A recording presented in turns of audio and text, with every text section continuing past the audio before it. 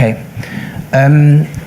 By ways to introduce myself to you, I want to show you those pictures of coaches. So I did my education in Belgium, so I did physiology, I studied physical education, and I did some swimming coaching as well, more in junior levels. And then I first got into senior levels 10 years ago in New Zealand, working with Jan Cameron and Thomas Ansorg.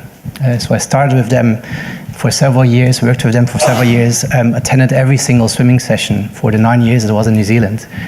And then I had also the pleasure to work with Scott Talbot, then Don Talbot for a few years with Mark Reagan, then with Gary Herring, a few months with Bill Sweetenham. And then I went to Spain for a few weeks and worked with Fred Vernou. In France and Sweden, I also worked a little bit with the Swedish national team. And then we have David Lyles for a year and a bit in New Zealand. And then before I came to Australia in March last year. And so I got to learn more about Jacques' philosophies, and then working closely together with Dennis, Richard, Chris, and Glenn Baker on the Gold Coast. And every so many weeks I have a catch up with Vince Raleigh to talk about planning. So I have a fixed routine where I visit the Gold Coast programs 2 times a week. So all those people that you see here, they're all very different as people, and they also have very different philosophies. But they also have many commonalities. And I think the swimming community is just an amazing community to be part of. And we are all actually in the business of making people better. That's how I see my job. I try to make people better. And coaches do too. So helping people achieve their dreams and goals. And so when you see them coaching and nationals, and you see the ecstasy when their swimmers are doing well, it's fantastic to be part of. Okay, so through this, so I've been given a topic by Jacques. So Jacques asked me to talk about quantifying training load and testing. So I'm going to try to make things simple, because I try to think myself simple. If you make things complicated, usually it actually doesn't work out, because you don't focus on the important. So let's try to keep things simple here as well. And then I wanted to share an analogy that I sometimes think of is I see coaches as architects that are actually building athletes. So when you're building a home, so an analogy of building a home, you have to have a vision of what it looks like. So what does a good 200-meter flyer look like? What does a good 800 freestyle look like? And also you have to have good foundations when you're building a home.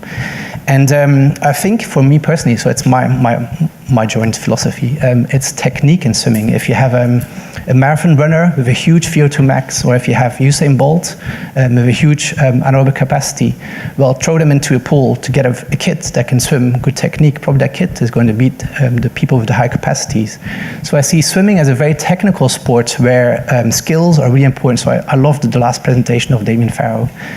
So skills are foundations, and then you build capacities onto those skills. And then also when you're building, sometimes you just stop a little bit and you assess what you've done, and you go forward with that assessment. So my presentation is going to work like that. So first, briefly, I'm going to revisit training principles. Probably everyone has heard about training principles already, but I thought it was a good thing to actually revisit them very briefly.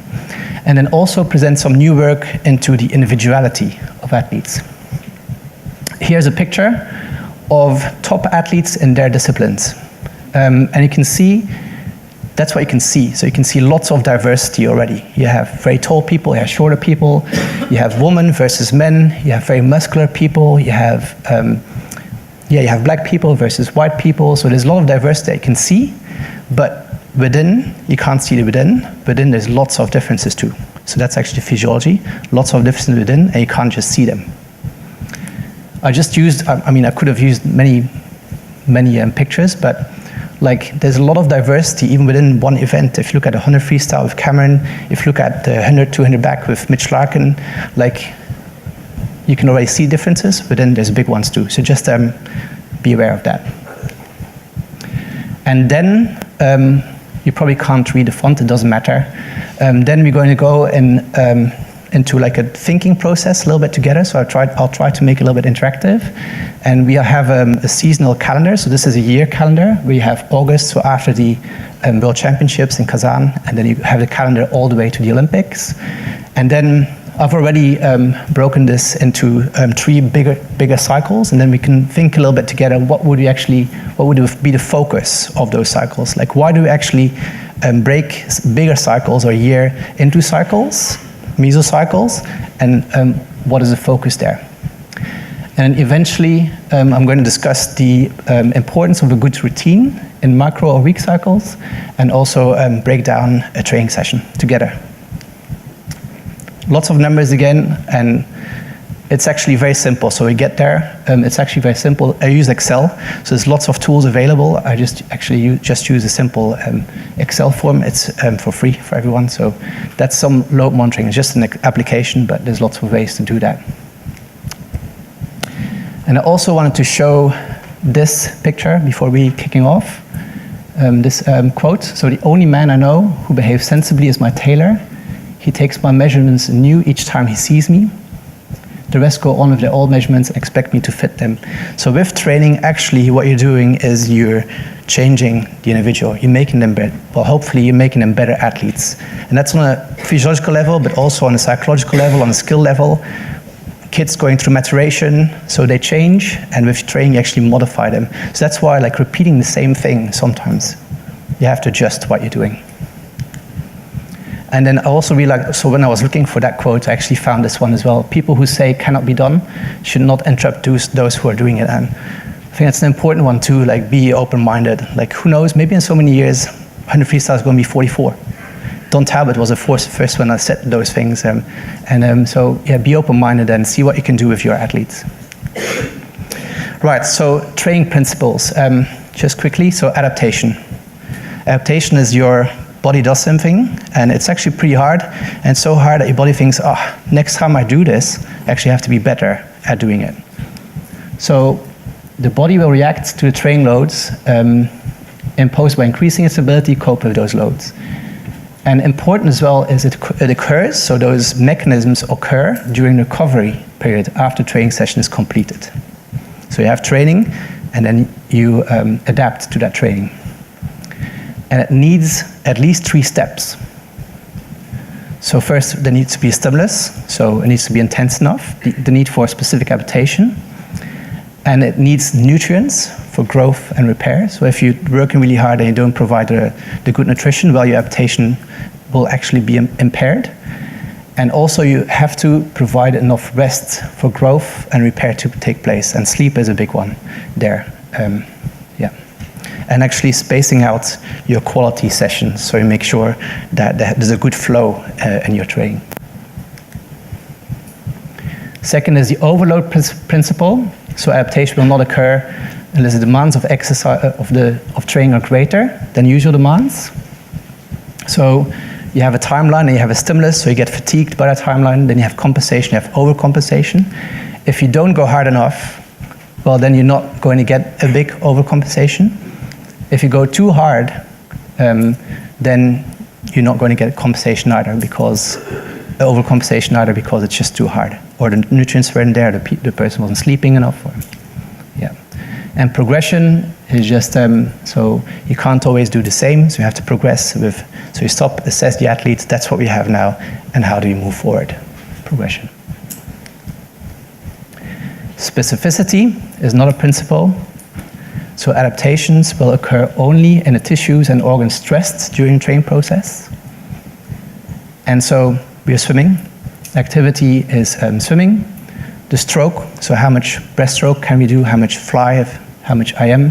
Competition speeds, proportion. So we're talking about capacities as well, portions of the metabolic system that need to be stressed. David Pine gave a good lecture there in how much approximately aerobic system versus anaerobic system. Yeah. And then also running, cycling, so programs that have a lot of running, and just be aware that you can make people very running fit, but we have to make people swimming fit. And it does like often those exercises are there to make people fit in general though, like lean. When it substitutes swimming, it's very good. Like when it takes away the swimming, then it might not be as good, unless you have a period in your plan where you actually want to do lots of cross training. And then the individuality principle. So many factors cause individual athletes to respond differently to the same training stimulus.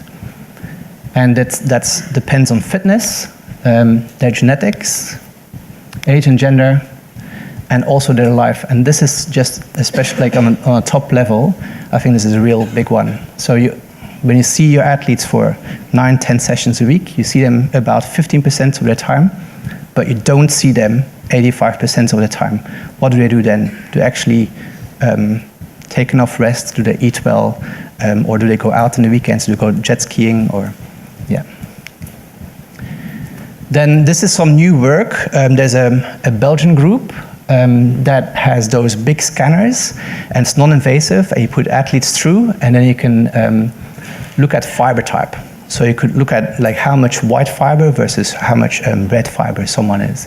And they've done across several sports, so triathlon, and they've seen like, look, there's much more red fiber, and then you have 400-meter runners, which actually have much more white fibers.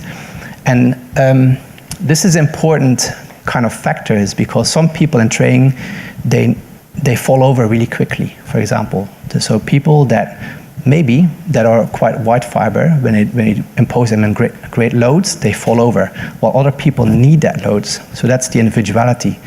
This Belgian group, the lead, Vandenbogaerde, is probably going to come to Australia to set up a lab here, so we can measure some individuality in our athletes. The first lab is there's one lab in Manchester United, and the second one is going to be in Barcelona, SC, the football club. And then hopefully the third one, we can get one here on the Gold Coast next year. Yeah. Right, and then reversibility. Just as proper training results in adaptations that improve performance. Well, David Pine showed though, look, adaptation, well, when you stay away from certain training, it doesn't just go away like that. Like some capacities actually stay maintained for a long time, unless when people do totally if they go out drinking the whole week, or if they eat too much for the whole week and they gain 5 kilograms, well then you have a different person. But most of capacities actually stay for quite a while. Right, practical, a little bit more practice. So I've divided this cycle. I know it's an Olympic cycle, so you have to take it back to whatever cycle you're working on. And I've divided this cycle into one cycle going to the Australian Short Course Championships, and then the other one, next one to the Australian Nationals, and then one to the Olympics. Can someone give me a focus for that first cycle, for example? A focus point that you want to improve in your athletes, that first cycle. Just as an example. Yeah. Skills and turns, yeah.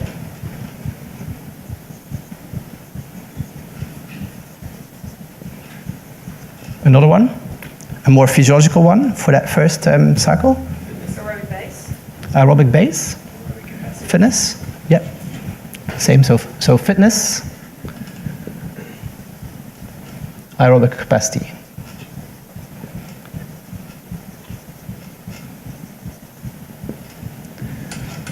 Is there like a focus point for maybe the second cycle, just a possibility? So you have an athlete and you're preparing for the Rio Olympic Games, they first have to qualify, obviously, so they have to peak at the nationals, say. What is a focus for that second cycle?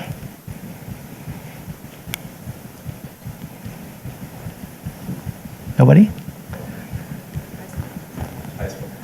Pace work? Race pace work? Yeah. All right, let's do race pace work.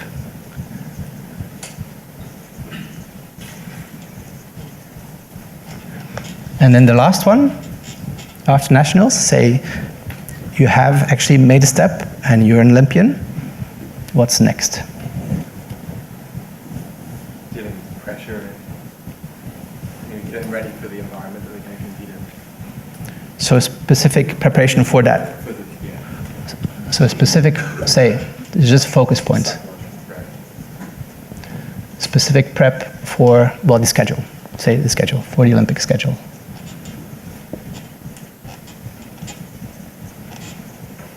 All right, we'll get back to that later when we talk about test sets.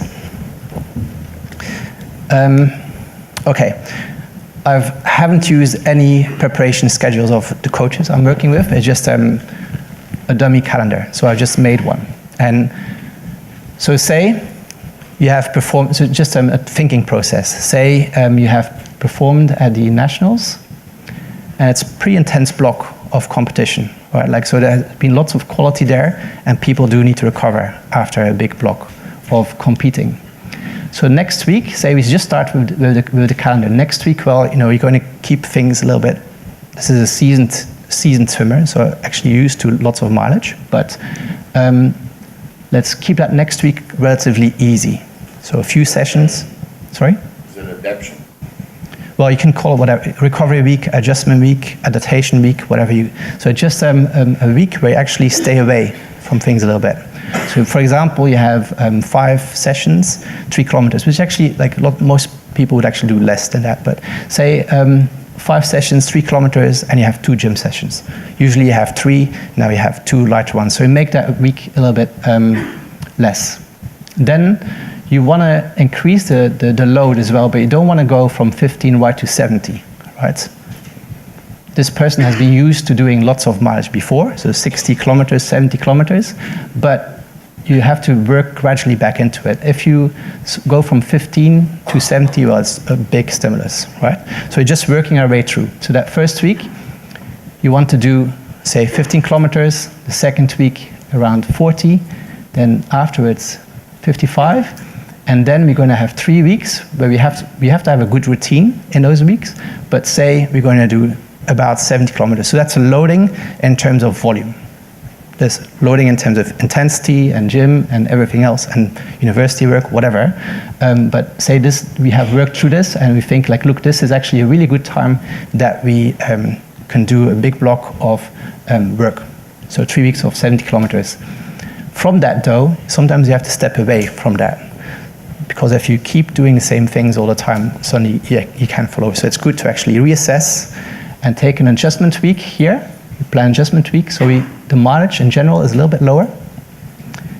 And then we're going to have another block of working before the Olympics. So say you want to have like a week of 70 and 75. And because on Gold Coast, it's pretty cold, so with winter coming, so we say like, look, we want to do that bigger block of work in Townsville. We just travel to Townsville, warmer conditions, heart rate a little bit up because of the heat. So we're going to do that there. So then we're going to do a bigger block of work there. So 70 kilometers, 75, building into it that first week again after adjustment week. And then after that one, this is fixed. So the calendar, certain things are fixed. Olympic schedule is fixed. Nationals is fixed. GP for national team is fixed. So you have to work your way around that. So we let's do travel. So with travel as well, it's only from Townsville, so it doesn't take that long, but let's do an adjustment week here and give the person a little bit rest before competing at a GB in Brisbane. Then after that, there's a competition. So instead of jumping back into high loads immediately after that competition, it's still pretty intense. So and there's maybe 4 intense sessions there. So then you're going to like take the mileage a little bit down, then work back into it, 60, 70, travel. With travel to America, it's a bigger travel. So there you have to adjust. You can't just like keep doing high intensity work around travel. Otherwise you might get sick. So then you adjust for that and you have an adjustment week and then you start your taper. And just a thinking process of a general planning. Then you have to take that down to week cycles, for example. And this is again, a dummy week cycle, so I haven't taken it from anyone. But it's good to think this way, like to see, so have Monday, Tuesday, Wednesday, Thursday, Friday, Saturday, Sunday, and say this is a distance swimmer, and you want to aim for that 75 kilometers, and 75 kilometers, but you want to fit quite a lot in there too. So you want to have 2 weight sessions, but this is a seasoned swimmer, right? So top swimmer, seasoned swimmer. So you want to have 2 weight sessions, you want to have 3 cardio sessions, you want to have yoga, and it's like, oh, you only have a week. How do you actually make it that person can adapt to that load? So you have to have flow. If you just stick everything in that first 2 days, well, yeah. Sometimes I have the analogy of drinking beers. If you drink 10 beers in 1 hour, you're going to fall over, right?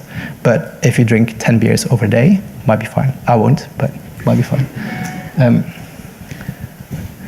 So, and you want to also, for example, thinking process, let's stack the mileage of the higher, so 8 kilometers or above sessions in the beginning of the week. And when we do intensity work, we do race pace 50, so the intensity is a little bit lower. And then when you get towards the end of the week, there's already fatigue, but mentally we have the mileage a little bit lower. So 6K, a little bit more than 5K. But then the intensity sessions might be, the reps might be a little bit longer. So shorter sessions. So just as a way to actually have a flow in your program where that person can actually adapt. So you have to find that for your own person. Obviously, this is a seasoned swimmer, it's just a dummy, so don't go home and do the cycle, right? It's just, you have to find what works for you and why you're doing that cycle at that time of the year. This is an example of a 100-meter swimmer. I've had the opportunity to actually listen to Simon Kusak's cycle a few months ago, and then I can tell you it's very different from Cameron McAvoy's cycle. So, but there's also a very good flow in both programs. So they have worked out something that works for their swimmers with really good flow in their program. This is for an example. So you work Monday morning, you have skills and breath control, aerobic capacity, then you work some speed, weights come here, anaerobic capacity set here, aerobic capacity. So you have good flow in your program. People do have the time to actually adapt to what you're giving them. And then what I do in Excel is then I stack all the weeks on top of each other. So you have 28 December as the first week of that new cycle, and then you have those sessions with the focus. And then you have a second week, the 4th of January, you have the focus, and then a third week. So it's just as an overview of actually, look, what have we done then, and is it actually what we want to do? So that's how I use it in Excel. But yeah, you can use the AMS, great tool as well.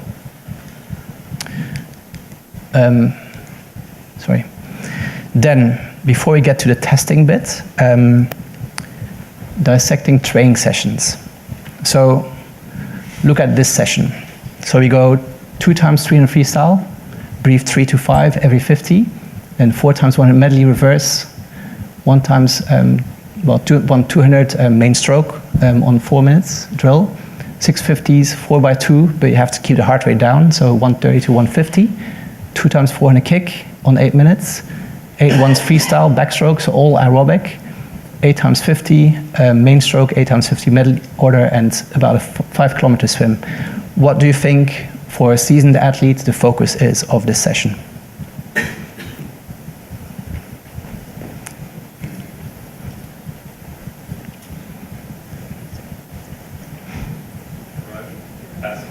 Yeah.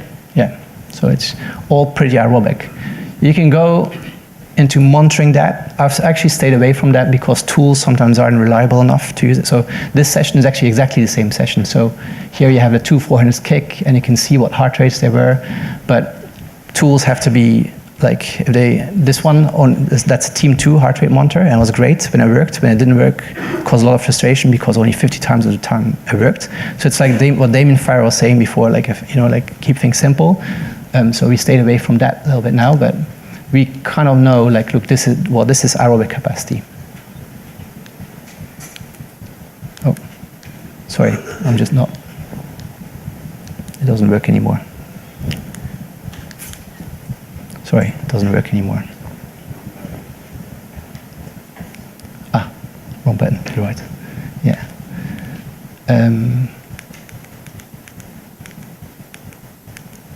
Right, so Jacques asked me before to just talk a little bit about what I do. So then I put that set into an Excel. So you have comments and you put that set in there, and then you have a focus, you have aerobic capacity, and you have a pull and kick set, and it was 5,000 meters. And then you do that session by session. and then you have an overview of what you actually done in your training. So I do dissect that, and it's actually quite sometimes subjective, but seeing the athletes, you kind of know. So for this athlete, I only have a few zones, and it's easy, simple zones. So I have aerobic low, aerobic high, so threshold and above. Then I have 800 race pace, 400 race pace, 200 race pace. You have speed, you have kick, and then a total. So that session, when you dissect it, almost everything is aerobic capacity. And then there was some speed work in there, so 100 meters, 160 meters speed work, that's those turns at the end. And then some kick, 800 meters kick. So then when you, in Excel, it's so easy when you have that, you just stack them up and you see what you did in a whole week, you see what you did in a cycle. So for example, you have after that you have an 800 to 200 race pace session. That's an example, so I have a warm-up with some pace in there, descending to pace, and then you have 1250s at 800 race pace, 4150s pull aerobic, and then 850s at 800 race pace, and then you have 450s best effort, which ended up being 200 race pace. So then you do the same, you just add that onto your Excel, and you just have 1,800 aerobic low, you have some 1,100 with that extra warm-up, you have 1,100 and 800 race pace, then you have 200 and 200 race pace, and you did some speed and kick, and you add that. And then you go to an overview, so it is, like, it looks complicated, but it is actually simple. Then you go to an overview, and you can do that for a whole season, and then you see what you've done by week. Yellow here is where this is a dummy cycle again, so it's not any individual's data, but then you look, have I actually structured my loading okay? Have I started a little bit lower and then worked up and then come back down? That's a race here, so I had to work down, then go up, down, to the nationals. So that's just a way of doing monitoring. At TSS, so I asked Chris Nesbitt if I could show this. These swimmers, so a big group of swimmers, they actually do everything themselves. They have Dropbox, but you can do AMS as well. They put in the total hours of sleep every day. They put in the quality of sleep. Then you have morning heart rate, you have training intensity. I'll show you the scale after, there's a Borg scale. And then you have zones by individual. So you have breaststrokers, for example, they just have those zones discussed with the coach. So speed, then 100 breasts, race pace, 200 breasts, VO2, aerobic capacity, kick, total best and total mileage. And then they have training intensity as well. And then flow is how I felt moving through the water. So those were the variables that the coach wanted each day. So the swimmers, they do it themselves. And then here's the scale. So flow is on a scale from 0 to 10. So I felt really good moving through the water today. So you could give it an 8 or a 9. The intensity was very hard, 8. So if you have athletes and their intensities is 8, 9 all the time, well, it's time to actually go and shake the person's hand and ask, like, look, what's going on? Like, what has been too hard for you? So it just starts communication with, data for communication between coach and athlete. And then he gets a weekly overview with 7 weeks out from nationals, 6 weeks out, 5 weeks out, with how much mileage they did in each zone, and whether it was a good progress or not, and also the sleep and the training. So a very simple tool, and I can give it to you if you wanted to. It's just an Excel sheet, so I can give it to you, and the athletes do it by themselves. Yeah. And then this graph, don't have to worry about it, it's automatic as well, so yeah. So testing, before we start this interactive discussion, where possible, tests should be conducted during recovery or adjustment week. So you want, especially if it's physiological, you want people to be at the same, like if you have them doing a test in fatigue versus when they're like in a recovery week, well, it's going to be different apples and pears. So you want to keep things the same. Also preparation workout, so if you want to do the warm-up, you want to keep it the same. Right. So, a whiteboard. Say your focus are those who can give me a set or a test set to actually test whether you're making progress in that. So I've into now. Okay. 5 in, 10 out, yeah.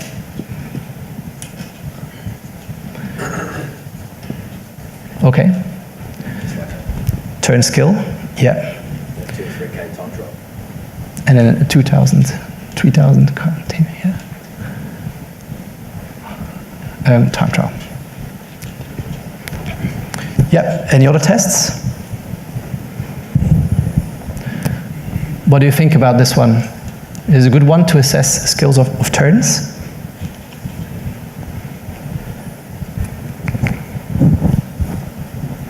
Just the time?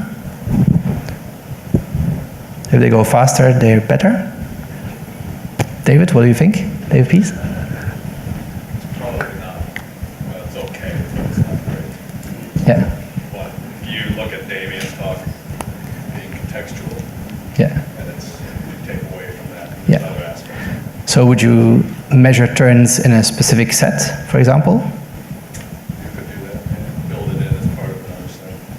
Yeah. So you can actually, whenever you have a set in training, you can actually measure 5 to 10. Yeah. See whether they do it under fatigue, what Damien was talking about as well. Because just by himself might be fast, but then they have to execute it as well when they're actually doing race pace. Right. 2000 K time trial. Does that? Sorry. That's a big time trial. I'm usually not on the stage. I'm usually working with individual coaches. So it's so 2,000 meter time trial. Does that assess your aerobic capacity?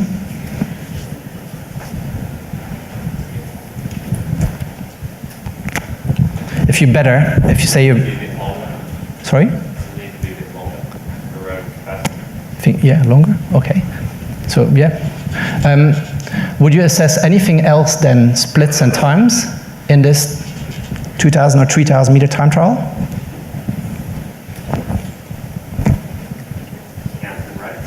Counts and rates? Yeah. Probably like early on in the time trial, middle, and then late. Yeah. Okay. Yeah. So splits. Yeah. Say. Okay. First, elaborate on this a little bit more. Say you have a swimmer. He swims 16 minutes on. He swims 23 minutes on a 2,000 meter time trial, and then you get him to 22 minutes. So a minute improvement. Does that increase his aerobic capacity?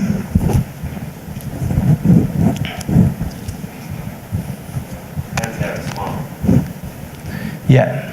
Depends how it's paced and split. Yeah. You know, Yeah. you could have done it in a different. Yeah. Yeah. You could have gone out first 500 really hard, gone fast, and struggled all the way through the rest. Just Yeah. time. Yeah. So specific endurance, I call it specific endurance, actually has improved because you have your faster time, but there could be several explanations underneath that. That's why I find it important to actually take splits, as well as some stroke counts. Athletes should be able to do it themselves, but to see where that change actually has come from. And if you, for example, you have a 200 meter butterfly swimmer, say, and you want to increase specific endurance for a 200 meter butterfly swimmer, what would you use the same set? You could, but if you want to make it a little bit more specific to the 200 fly, like, can you give me an example set? 7 times 2? Yeah, step test.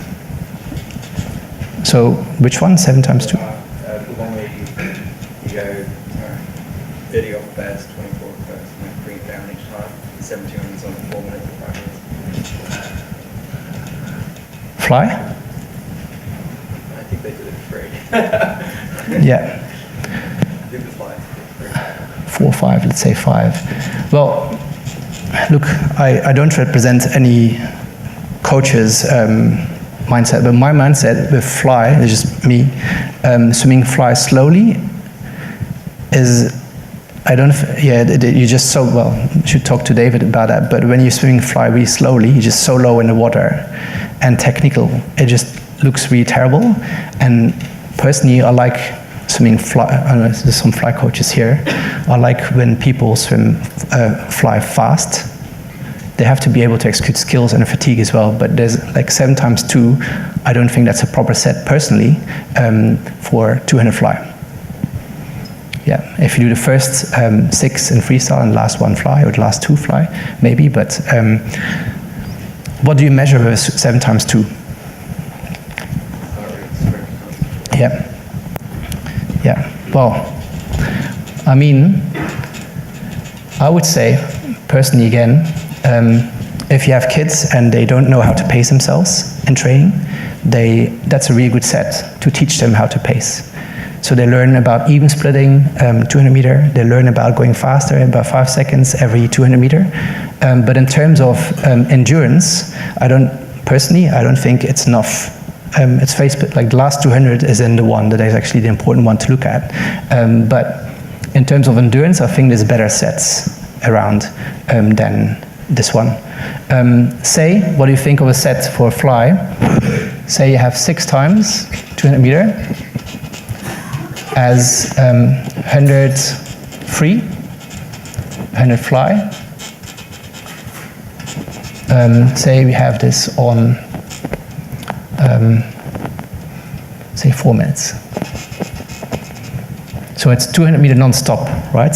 This 100 freestyle, say this is for a good swimmer, say 110 pace. This one is best average. So freestyle, you go out, 110, make it a little bit slower. 115, this one is best average across 6. If a swimmer swims 115 and has, say, they have this best average as 70 seconds, and then they bring that down to 64 seconds, so let's say a big improvement. Do you think fitness has improved? So you're going to keep the 115 as a constant? Yeah, the 115 is a constant. So swing moderately freestyle and then fly best average. What do you think about this? Michael, can I ask you what you think about this set? I think it's good. But what do you think it measures? I guess, if you're seeing an improvement in time, it's always a good thing, I suppose. Yeah. It just depends what you're after, I suppose. Like we wouldn't do something like that, but Yeah. I'm not saying it's not right or not wrong. Obviously, there's many ways of skinning the cat. Like if you're early season, we'll tend to do fly over shorter distances. It might Yeah. be 16 150s, alternate 1 free fly free, 1 free fly free. Yeah. Fly free fly free on about 215. Yeah. And just getting into stroke count to fly. Yeah. So starting out very, very steadily, and then as the season wears through, Yeah. we start to put a little bit more pressure on what So there's a lot of mileage in fly in that set. yeah. Yeah. But something like that. Like I think if you're getting improvement in the fly section there, you'd think it'd be a good thing if I answered the problem. Where was his test set to measure efficiency?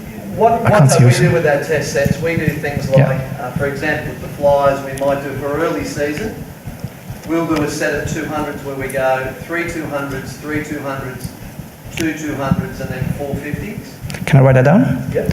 So 3 200s. So it's just like a step test, 3 200s, and on those I'll go fly free on 3 minutes.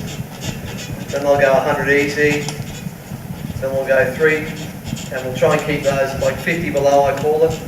And the next block might be 3 200s at around about 30 below. Fly free again, or? Fly free. On? Sorry. We'll do those on 330. Yeah. And then we'll go 2 200s. We'll go 200 easy, a little bit longer swim down. Then we'll go 2 200s, and I'll try and get, I think you've got differences within your flies. You get some flies that can keep doing fly all day. Yeah. Like Matty Groves or someone like that, but Grant Irvine, 2 200s a butterfly, he'll be swimming like a seahorse by the end of it. Yeah. Yeah. He can't hold his technique, but she can. So I think for him, I'd go fly free again for the first one, and then try and do a fly on the last one. Whereas she'd go all fly, and we'll put those on 4 minutes. So they're getting a little bit more rest with each block.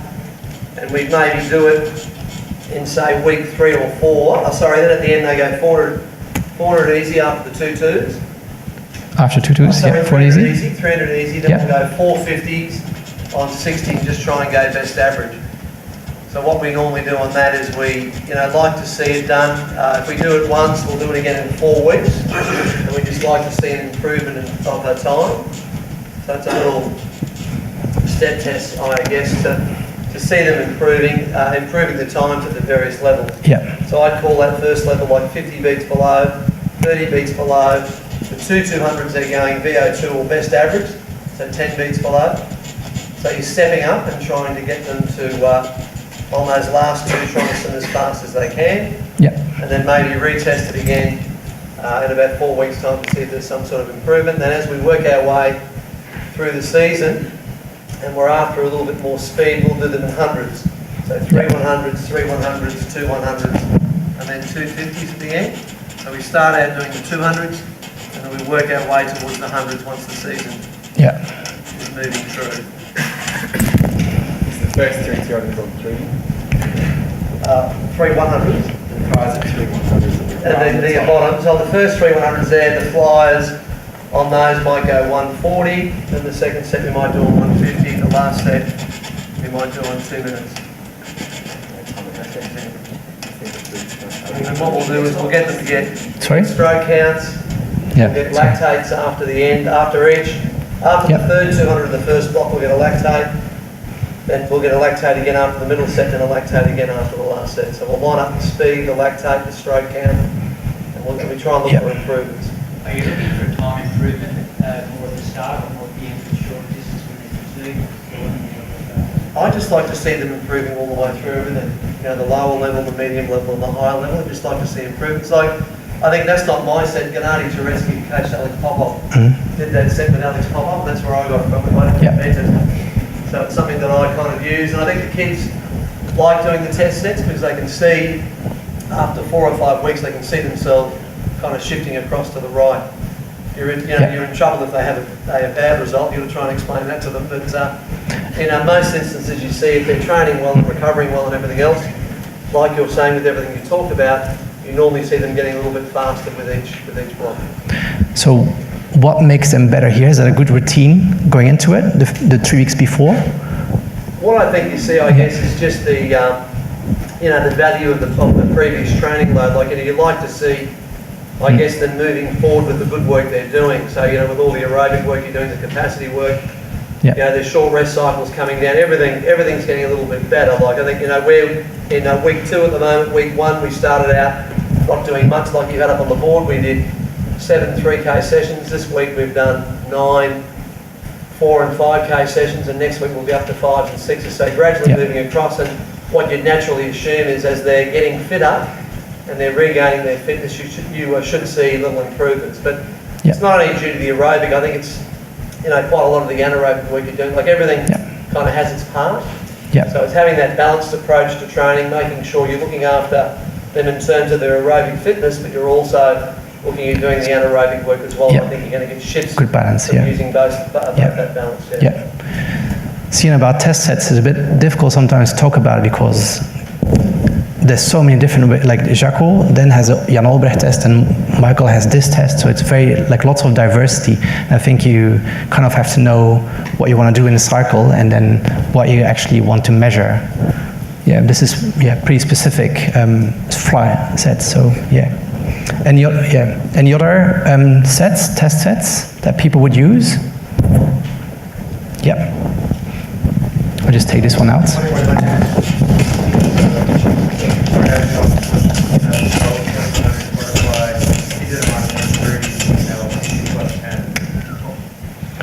20 times 100. I've done it with some of my swimmers. We started at 2 minutes, went to 1:45, and I think it obviously depends how fast your swimmer is.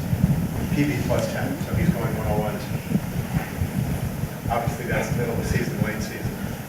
But I like that as a goal. 20 times 100 fly on 130. PB plus 10. PB plus 10. See, and that's where I think, personally, I've seen so many different. Here on the Gold Coast, you have Daniel Smith, Grant Hackett, Cameron McAvoy, Melanie Wright, all 200-meter freestyle, and they all go through it in such different ways.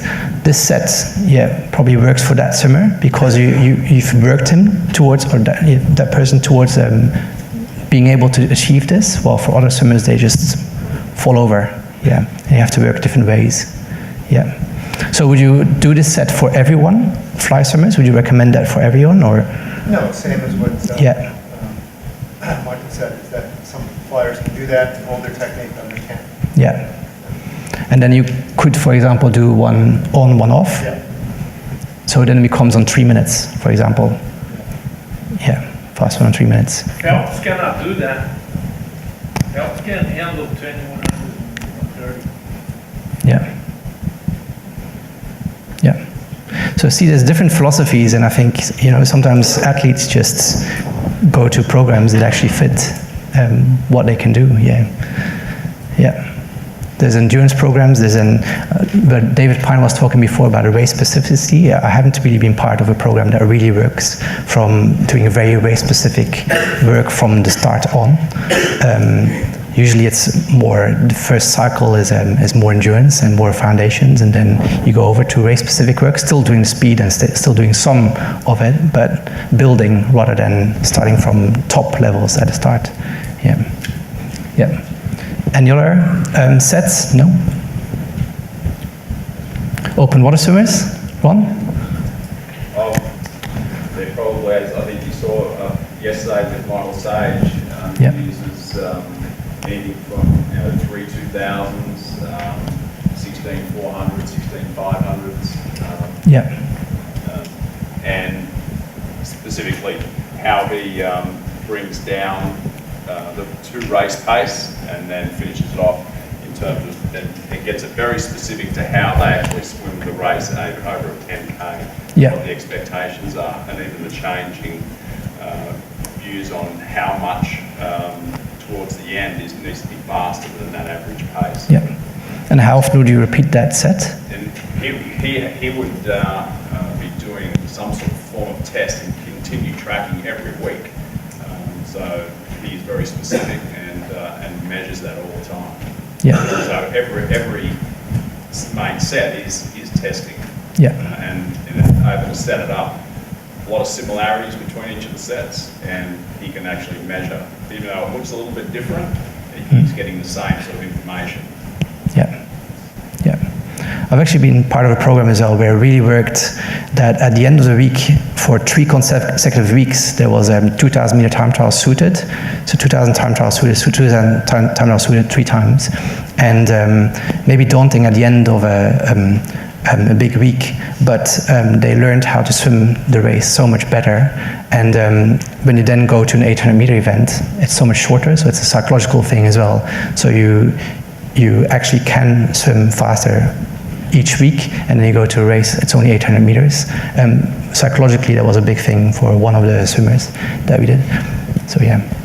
Another test set, for example, as well, that we use with some people is like 3 800s for an 800 meter swimmer. With the first, descend 400. So descend each 800, 400, 400, but then also descend 1 to 3, and the last one is suited.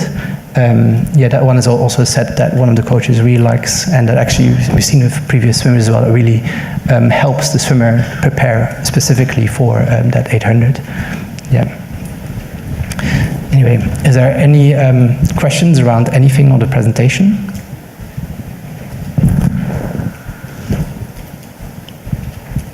No questions? Questions for the coach? I think the strength for Australia is that there's so much expertise around, on so many different levels, and so this is actually an opportunity. Like when you have people like Michael Ball and Carl, and you have lots of people with lots of expertise, so it's an opportunity to ask questions. Is there any questions for any of the top coaches here? Sorry to pull you into my presentation, but yeah. A question for Matt: How would you go on doing aerobic capacity kind of test for breaststroke? Well, my breaststroke was go 2100. We started a short course, 2 minutes, and when he finished, he said, "That's the hardest set I've ever done in my life." And he didn't go PB plus 10; he was pretty close. And then we never got to the long course. But that would be the next step, to go a long course, and then bring the interval down to 145.